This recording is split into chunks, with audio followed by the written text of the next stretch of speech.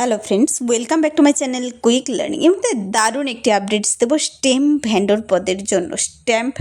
পদের জন্য মানে ডাক টিকিট বিক্রেতা পদের জন্য সার্কিট বেঞ্চ কলকাতা হাইকোর্টের তরফ থেকে যে জলপাইগুড়িতে নিয়োগের বিজ্ঞপ্তিটি প্রকাশিত হয়েছিল তোমরা জানো, তা নিয়ে আমি আপডেট দিয়েছিলাম। এখানে কিন্তু এবার লিস্ট প্রকাশিত হয়েছে। প্রার্থীদের এখানে 2 সপ্তাহের মধ্যে জয়েনিংয়ের জন্য বলে দেওয়া রয়েছে। খুবই ইম্পর্ট্যান্ট একটি আপডেট ক্যালকাটা হাইকোর্ট অ্যাট জলপাইগুড়িতে।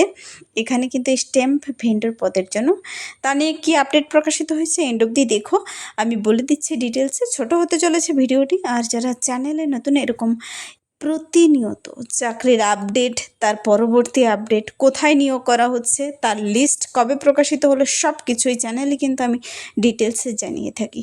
তো সেই স্ট্যাম্প ভেন্ডর পদের জন্য এবার আজকে জানাতে চলেছি। আর আজকের নোটিশটি কিন্তু এটা জলপাইগুড়ি জেলার আন্ডারে, তোমরা জানো স্ট্যাম্প ভেন্ডর পদের জন্য কিছুদিন আগে কিন্তু নোটিশ প্রকাশিত হয়েছিল। এবার তার জয়নিং লেটার, কতজনকে সিলেক্ট করা হয়েছে, কাকে কাকে সিলেক্ট করা হয়েছে, কার কার নাম এসেছে ফাইনাল লিস্টে, তোমরা অনেকেই কমেন্টসে জানিয়ে থাকো এই স্ট্যাম্প ভেন্ডর পদের জন্য ফাইনাল লিস্ট। আমি 2বার আপডেট দিয়েছিলাম এটা নিয়ে, অনেকেই আবেদন করেছিল। কোচবিহার, জলপাইগুড়ি, আলিপুরদুয়ার, দার্জিলিং প্রতিটি জেলা থেকে ন্যূনতম মাধ্যমিক পাশের যোগ্যতায় কিন্তু এখানে তা নিয়ে নিয়োগ হয়েছে, কোনো রিটেন টেস্ট ছাড়াই ইন্টারভিউর ভিত্তিতে মার্কস দেখে। তো এবার এখানে কার কার নাম এসেছে, 26 জনের মধ্যে তোমাদের কাকে কাকে সিলেক্ট করা হয়েছে আমি তাদের নামগুলো বলে দিচ্ছি। আর এখানে একটা ইম্পর্ট্যান্ট কথা দেখো, এই প্যানেলের কিন্তু যাদের নাম এসেছে এটা কিন্তু অফার লেটার এসে গেছে। Engagement for vending of stamps at the circuit bench of Calcutta high court at Jalpaiguri.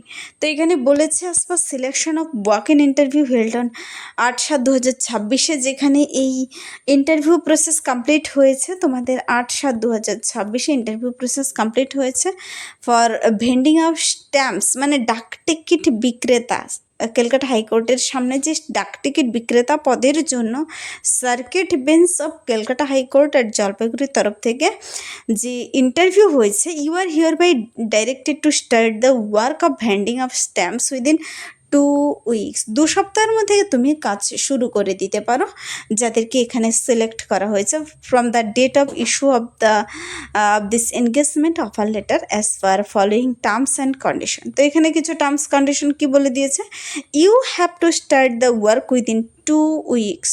তুমি 2 সপ্তাহের মধ্যে কাজ শুরু করে দেবে। তোমাকে যে সিলেক্ট করা হয়েছে তুমি 2 সপ্তাহের মধ্যে কাজ শুরু করে দেবে from the date of issue of engagement letter.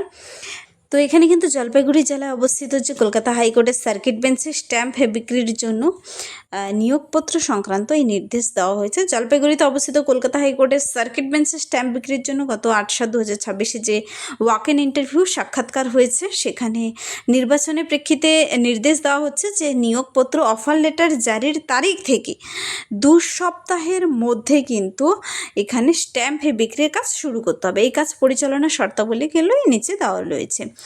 বলেছে নিজেকে একটি স্টল বা বিক্রয় কেন্দ্র তৈরি করে নিতে হবে যদি সার্কিট বেঞ্চের পক্ষ থেকে কোনো জায়গা বরাদ্দ না করা হয়। এখানে বলে দিয়েছে যদি সার্কিট বেঞ্চের তরফ থেকে কোনো জায়গা বরাদ্দ করা না হয় নিজেকেই একটি স্টল বিক্রয় কেন্দ্র তৈরি করে নিতে হবে। যদি সার্কিট বেঞ্চ দিয়ে থাকে তো সেখানে হয়ে গেল, আর না দিলে কিন্তু নিজেকে একটি স্টল তৈরি করে নিতে হবে। নিয়োগপত্র জারির তারিখ থেকে 2 সপ্তাহের মধ্যে কিন্তু কাজ শুরু করে দিতে হবে। এখানে যেহেতু অফার লেটার চলে এসেছে, এবার 2 সপ্তাহের মধ্যে কাজ শুরু করে দিতে হবে। 2 সপ্তাহ সময় দিয়েছে। যদি আপনি অন্তত 3 মাস স্ট্যাম্প বিক্রির কাজ হিসেবে কাজ করে থাকেন তবে বাধ্যতামূলক 3 মাস কাজ করার পর 1 মাস আগে নোটিশ দিয়ে আপনি এই পরিষেবা থেকে সরে আসতে পারেন। যদি কেউ 3 মাস পরে চায় যে আমি এই কাজ আর করবো না, মানে বা কেউ রিজাইন করে দিতে চায়, বাদ দিতে চায়, এই কাজটি করতে ইচ্ছুক না হয়, তবে 1 মাস আগে তাকে কিন্তু জানিয়ে দিতে হবে। এবার চলো দেখিয়ে দিচ্ছি কার কার নাম এসেছে, কাকে কাকে সিলেক্ট করা হয়েছে। এখানে জলপাইগুড়ি, দার্জিলিং, ময়নাগুড়ি, ধূপগুড়ি, কোচবিহার, আলিপুরদুয়ার বিভিন্ন জায়গার নাম এসেছে কিন্তু। তো মেমো নাম্বার ডেটটি তোমরা তো জানোই, তবু একবার দেখে নেবে। স্ট্যাম্প ভেন্ডর পদের জন্য এটা ফাইনাল লিস্ট কিন্তু। এখানে প্রীতি মণ্ডল, ফাদার্স নেম অমর কুমার মণ্ডল, নর্থ সুকান্তনগর কলোনি, জলপাইগুড়ির তরফ থেকে কিন্তু তাকে সিলেক্ট করা হয়েছে। তুলিকা ঘোষ সেকেন্ড নাম্বার, আলিপুরদুয়ার থেকে সিলেক্ট করা হয়েছে।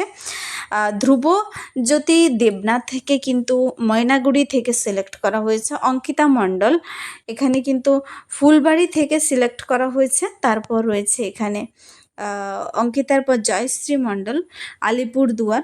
সুজন রায়, তারপর ভূমিকা চক্রবর্তী যাকে জলপাইগুড়ির বাসিন্দা। স্নেহা পারভিন জলপাইগুড়ি থেকে। সামিনা বেগম এখানে ময়নাগুড়ি থেকে। সুরজিৎ বসাক, তানিশা সরকার, রাজ্জাক হোসেন জলপাইগুড়ি। অ্যাড্রেস সহ পিন নাম্বার সব বলে দিয়েছে এবং বাবার নাম। তিনটি জিনিসই তোমাকে মিলিয়ে নিতে হবে। সায়ন মণ্ডল, তৌফিক ইসলাম, সন্দীপ দাশগুপ্তা, শুভম দত্ত। তো 17 জনের নাম প্রথমে রয়েছে। এখানে দেখো অ্যাডিশনাল ডিস্ট্রিক্ট ম্যাজিস্ট্রেট দ্বারা সাইন হওয়া, অফিসার ইনচার্জ এবং ট্রেজারি অফিসার হয়ে সাইন হওয়া, বেরিয়ে আসা ফাইনাল অফার লেটার কিন্তু। এদের কিন্তু ফাইনাল প্যানেল এটি। সুদীপ রায়, তারপর রয়েছে শুভঙ্কর রায়, অঙ্কিতা বর্মন, অনির্বাণ মজুমদার জলপাইগুড়ি থেকে মোহিতনগরের, কবিতা মণ্ডল, মাম্পি বর্মন, কৃষ্ণকান্ত বর্মন যাকে কোচবিহার থেকে কিন্তু এখানে সিলেক্ট করা হয়েছে, কোচবিহারের। তারপর দেখো কার নাম এসেছে, সোনালিকা সরকার জলপাইগুড়ি থেকে। তারপর উৎপল রায়, মল্লিকা রায় যার গার্জিয়ান নেম। তারপর রয়েছে তপন বর্মন, জ্যোতিষ বর্মন ফাদার্স নেম। দার্জিলিং থেকে কিন্তু এই তপন বর্মন।